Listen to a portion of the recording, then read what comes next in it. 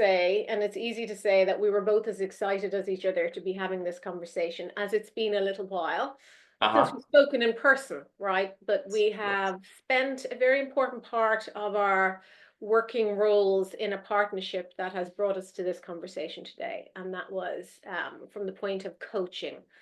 So before we jump into it, I'd love if you had the opportunity to say who you are, what you do, and anything you deem relevant for our listeners to hear. Sure. So it's again a pleasure to reconnect. I agree. So influential in my own life and development working with you. So my name's Ariel Eckstein. I was until last year an executive at LinkedIn, responsible for the growth of LinkedIn in Europe. During that time, I was a very grateful client of Maureen's, and like I said, played a big role in my own development. I now actually have transitioned out of the corporate life, and I do a few things. I am a professor at a graduate business school in the United States. I'm also a coach, and I have a coaching practice where I help people across different levels of careers, executives, mid-career, and young people. And it's a really fulfilling part of what I do. Great, thank you. So if we were to just go back in time a little bit, and we don't have to say the years, right? But back a little bit to where we met, can you Mhm. remember what the catalyst was for us joining forces in the first place? What brought it about into your I profession? do. I do. It's actually, as I mentioned earlier, I was managing director of LinkedIn Europe, LinkedIn EMEA, and two of my most trusted and are now intimate friends, most trusted lieutenants, but intimate friends, had worked with you. And I was running around a bit like a chicken without a head, basically flying around Europe, going from client meeting to client meeting. And they said, Ariel, you need a coach, and we have just the person for you because you have to be a bit more centered. You're an inspirational leader, but you're everywhere. And we got to make sure that you're doing the things that are most important to you because we can't have you burn out. And you and I met in Dublin, and we worked together for probably a year and a half or so. But it was really my team. We're saying, out of care and out of affection, we need you. You would benefit from a coach, and my being willing to listen. And what, if anything, you remember? Because as and my mind is presenting a set of facts around you had a choice of coaches or you were choosing coaches, or maybe that's just how your two associates were presenting it to me. But in terms of choosing a coach and partnering with a coach, because we touched off this earlier, right? What is it you were looking for in a coach that you thought this is good for me in my position, in the work I want to do, and the challenges that I have, in the value add it would give me and my team and the business? What were you looking for in that partnership? I think it was a few things. I think it was I had had coaches before and not been impressed, and they hadn't been successful, right? So I was obviously I had a high bar and I was a bit jaded, right? Yeah. And so that was the first thing. The second was, when your team tells you this, you don't listen at your own peril, right? Yeah. So as opposed to just thinking I had all the answers, and I wanted someone who had worked with senior level people, right? Who was serious and who I had a good chemistry with. Um, and I was also coming up on a couple of different, kind of critical life change points, potentially leaving Europe, moving back to the United States, changing roles within the company, uh, etc. So I think it was important to kind of confront or address those together with somebody.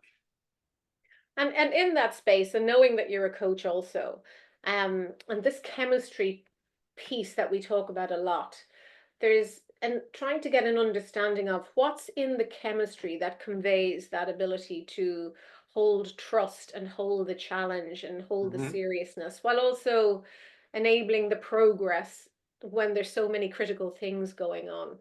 What is it in that chemistry you think we look for? And I mean, you're looking for those Yep. partnerships with your clients as well. So you know as well as I do that it's not every client we partner with, it's not every coach that works for us. What have you identified in your experience as the kind of key elements in that? So I think maybe three things. The first is a respect, right? A mutual respect that Right. obviously the coach brings to the client, but that the client understands where the coach is coming from and is eager to partner with that person. The next is what I would call either comfort or ease, that you get along, that Yeah, you're not dreading spending time with this person, because I don't think. And the third is probably a sense of joint endeavor, right? Getting quickly to, okay, so let's work on this together. I'm interested in working on this with you. So clarity from the client and commitment from the coach. And so I think those are the three things that I think are integral to a successful coaching practice, or a successful coaching relationship, rather. I agree, and for sure. And the other piece that I see as being hugely important, and it just goes down one more level in terms of what you've already said, is that alignment of values helps Hmm. for that respect and trust, right? To be a full connection, and that endeavor Yeah. to be to bear fruit to the way you want it to I show up. recently declined to work with a client because what she shared something she was trying to do, which I found so counter to my values. I wished her the best and said, yeah, she should probably find a different coach, because that was just a shocking um, um, conflict of values. So yeah, recently I had experience with that. And this is such an important part. Would you agree in terms of partnering and asking the right questions in that kind of Mhm. discovery element of, is this going to be a partnership that could work? What sort of questions can you ask at that point that helps reveal values alignment or not? Well, I generally start my first session with a client, right, with a discussion of values, Yeah. right? And I don't give them a list of values, because then they go virtue shopping. So it really has to come from what's intrinsic. And then we discuss them and we probe them, right? Like, I come up with a situation where they might have some sort of material benefit by compromising their values, right? Yes. And so I think that's one, right? But also, what's their intention, Yeah. right? What's their intention? I have a lot of people who come wanting to get the next big job or a job. And so, I don't really like to specialize in career coaching, meaning career or job coaching, right? Or employment coaching. So it's okay, to what end? If you get this job, what's going to change, right? As opposed to just the achievement of this or this promotion. So that I see that there's more depth and there's more longitudinal value to the person, because that's what I wanted. I want to work with people who are achieving who are living the lives they want to live, as opposed to just getting the next job. Can you remember the work that we did on values to the point that you remember, actually, these values are important to my vision of the future? These values need to be honored in order for me to get Yeah, that fulfilling. Are you willing to yeah, share what they are? yeah. And I've added one. They were excellence, candor, loyalty. I Hmm. think excellence makes everybody's list. Yeah. Candor, a bit less, but I think it's important not to have people guessing what you're talking about. And Yes. loyalty, which I think is undervalued. If I look at some of my closest friends, they're people who work for me or people who I work for, but we believe that we had each other's best interests at heart, even if we disagreed. And what I've added most recently is love, because you reach a certain age and you realize, you want to bring love to the every interaction you have with the people who matter to you, and even to those people whom you may be able to help them have a better day. So I have those. I share those with my clients when they're thinking about theirs. Yeah, and even having language around that, Hmm. the work we do on our own value system definitely helps with that Hmm. connection and the discovery and partnering, but being able to articulate it freely, Hmm. to go, actually, I love this about coaching, or I love this about excellence, or I love this about the work I'm doing. I think that even in itself demonstrates the work we've done, the hard work we've done to be able to connect to who we are. And if we were to take this, because I'm very well aware of your amazing high value in wisdom and experience in the world, in the professional world also you work in. If we were to take this into the leadership space, which, as you know, we're doing a lot of coaching for leaders, um, and there's an opportunity, I think, for us to talk about the blind spots in leadership today, based on older, um, leadership styles that have been around, that frameworks that might be a bit outdated, and we think if we were to put our efforts into coaching leaders today, what, well, there's two parts of this. What would you say is outdated that we could get rid of quite quickly? And what do you think we can be putting more effort into as coaches to be focusing on? And there's an extra piece in that, if I can just stretch it a bit. There's a debate around what are the core skills, what are the skills in leadership that have been around a long time and we need to keep, versus what are the emerging skills that we need to be skilling up on, putting training and a Hmm. lot of financial investment into.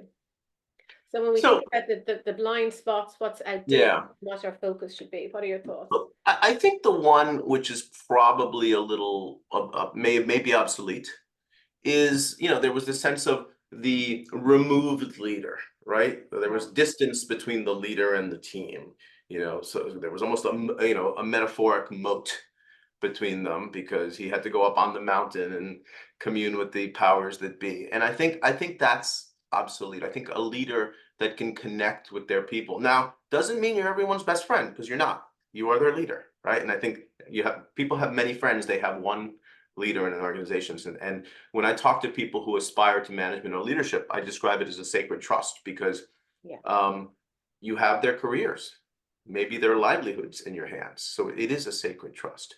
In terms of the things that I think are essential for leadership, I Yeah. think about it almost as an edifice, right? So um, a leader needs to have a vision of where he wants to take an organization or a team.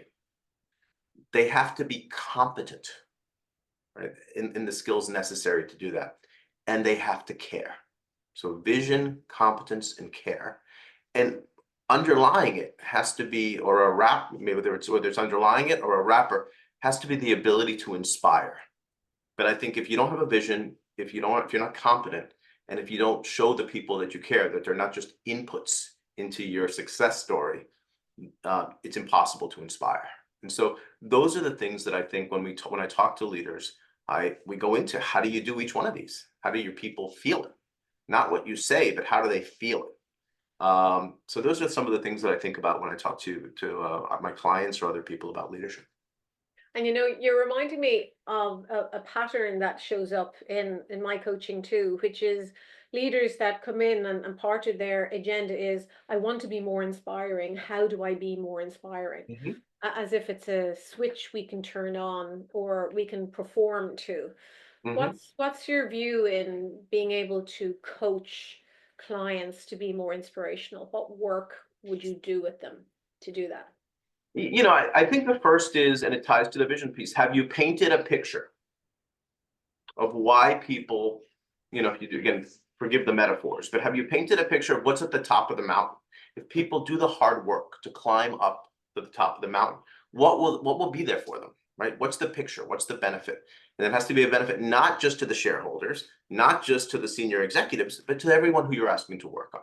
So if they have to really think through what is the benefit. The example when I talk to salespeople, Yeah. they are motivated by one thing. Developers are motivated by something completely different. One person might be more motivated by financial gain. Another person is very motivated by creating something innovative or cool. And so understanding what their motivators are and where they see value is essential in knowing how to paint the picture of what's going to be of value to them. So I think those are the discussions when I talk to leaders is, do you understand what motivates your people? Do you understand what's important to them? And in your experience as a coach, what do you find to be the most in demand agenda for coaching right now? So if we have people who are new to management, new to leadership, new to a business, um, setting up their own business for the first time in that kind of entrepreneurial spirit, startup space, and they're coming to coaching, what do you see as the biggest ask of those clients from coaches? So I don't think there's a one, right? I think it depends on a couple of different things. I think it tends to atomize a bit. So for senior executives, Yes. right? I think there's a lot about growth and getting people all rowing the boat in the same direction, right? Um, for startup founders of smaller organizations, it's about focus. It's about, am I working on the right things? Am I building the right team? Am I spending my time correctly? Right? For mid-career people, medium to large organizations, Yeah. is how am I developing? Am I in the right position to grow? Is this the right function? Is this the right company? Am I doing the right thing? And in all of the cases, everybody usually comes with a business challenge. It always has a personal element, right? You always devolves the wrong word, but you always lead to, is this what you really want? What are the trade-offs or implications of following this through? So I think that's the consistency across all of these, that while people initially feel that they're coming to talk to a coach for a very delimited business purpose, the Yes. real value is making sure that's consistent with what's going to keep their personal life balanced. Yes. Love it. And the reason why I love it is this is exactly how we position coaching, and coaching with neuroscience and coaching for leaders to be. It is not often, it's not the agenda or the objective that they come with. It's not a project-based piece of work. They're not problems we're trying to fix. It's the person we are growing around all the work they want to do and creating resources around that so they have even more capacity to deal with the challenges of every day.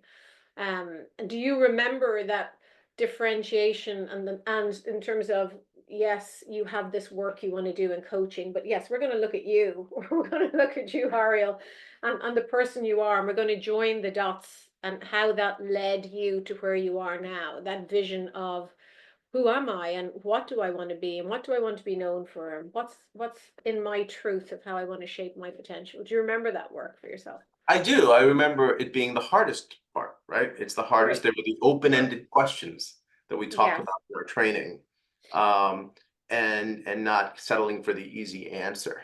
And I think that's where there's tremendous value, right? Because we say we coach the person. You can solve the problem or consult to a problem Yes. or to a challenge, but you coach the person. And I talk to people about, there's mentorship, there's coaching, there's consulting, and they're different processes in all of these cases, right? And the coaching is the one that's going to build the greatest long-term capability in the person, which is why even when people come with what I perceive to be a consulting ask, Yes. we dig a little bit deeper to make sure that I don't want to just solve the problem for this go. I'd love to create the capability so that the client can going forward. Can you remember? I keep saying, can you remember? Because it just Mhm. seemed to me, it just seems like yesterday, but it is deep, hard work. What were the things that we did in coaching that enabled you to get through that hard work? Not just the open questions, but the points where you opened the door and went, okay, I can see the vision of what I want to do now. I can see and connect more to who I am. What were Yeah, those points of movement for you? I think there was a lot of whys, a lot of Okay. why I was doing certain things. At that time in my life, I was, your typical workaholic and doing everything at every hour across 9 time zones. And by asking the whys of what was important, it helped me to focus, right? And not be, reactive, regardless of weighing how important the inbound request might have been. Um, I think that was one. The other was being as opposed to doing. Yes. I think you asked me, I know you can do everything, Ariel, but how do you want to be? Yeah. Right. And how do in a meeting with your team, how do you want to be in that meeting? Right. So that you're inspiring them, you're giving them comfort that you've heard them, right? That you're not running off to in 6 different directions. So I think there was focus, there was accountability, there was deep questioning, to get to where we got. And now that you are where you are, which is an amazing piece of work over the years, what has kept you connected to that vision that was born out of that coaching? Because it's fair to say you were working on immediate application of the coaching. Like, I need to Mhm. do stuff now with this immediately, with me, with my team, with the business, and then let's look into a bit into the future. And then we stretched it into what about the very future of you? Mhm. past this? What has kept you aligned to that work that we did then? And you've grown it obviously and shaped it around your current environment. What has Well, held you to that? I think it was the flexibility to revisit it, right? So we Right. wrote a personal vision statement, right? And which was valid for me for about 10 years, right? And then about a year and a half ago, I redid it completely, Yeah, right? right. And I because it was I was at a different stage of life, professionally and personally. And the other one, while it served me, it no longer served me as well as it could have. So I actually had the confidence and to go ahead and say, okay, what is it now going forward? Right. And it was the most simplistic thing possible. It's enjoy, give joy, help others. And everything I do in my life now is focused around those three things, other than the basic admin of life, like paying taxes. But I seek to minimize that absolutely, so that I can spend more than 90% of my time on those three things, because that's really where how I want to spend the time in my life. Right? So And and as you are now, what is giving you the most joy out of your life? it really I love the coaching. I get really inspirational feedback, in a text or an email after a session or after a client has gone through something where they are really grateful and acknowledge it and say, I wouldn't have been able to do it without you. Really appreciate it. So I love doing that, right? That brings me tremendous joy. Obviously, the ability to be generous with my time and resources with my family and friends brings me tremendous joy. Um, and having the time to do things like teach. I mean, I teach at my alma mater, right? Young graduates or young graduate students, and spend a lot of time on charitable endeavors. All of those things bring me joy. It feels like the hard work was worth it to enable me to kind of really focus on giving and deriving joy in life.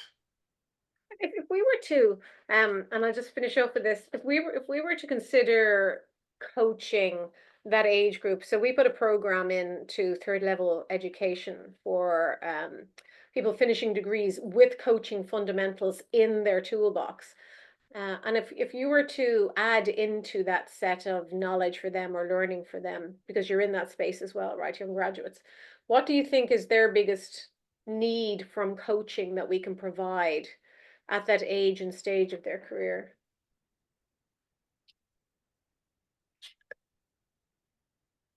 I think it's an awareness. If they're early career starters, it's a real awareness of what their managers' realities are. Right. Okay. I feel that there's a lot of um, self-awareness, right, that people spend time on, and that their desires, their preferences. But when you join an organization, particularly when you're reporting to someone, understanding that other person is going to be helpful for you to be able to be successful. And I'm sometimes surprised at how little time is spent on Mm,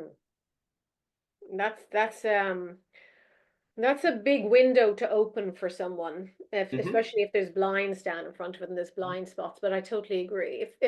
If your final words are around um, considering leaders and leadership and people in a position that can avail of coaching, what would you say to people who are thinking about getting coaching in terms of the benefit of it to them and to the world around them? People hire experts all the time. They hire attorneys, solicitors, they hire doctors, they hire accountants, they hire personal trainers. But they think that they can do a lot of the most complicated things in life, whether that's growth, professional direction, etc., by themselves. And so I feel like it's almost backwards. I feel like some of the a coach who you trust, who you have good chemistry and alignment with, can help you be successful in some of the most challenging parts of life, right? And so why would you not be a principal there with someone who has your best interests at heart and the experience to help you? I mean, it hasn't been said better than that. So super well done. Thank you, Ariel. Thank you for this time, and opportunity to share insights and thoughts. I know it'll be very well received. There's probably a lot more.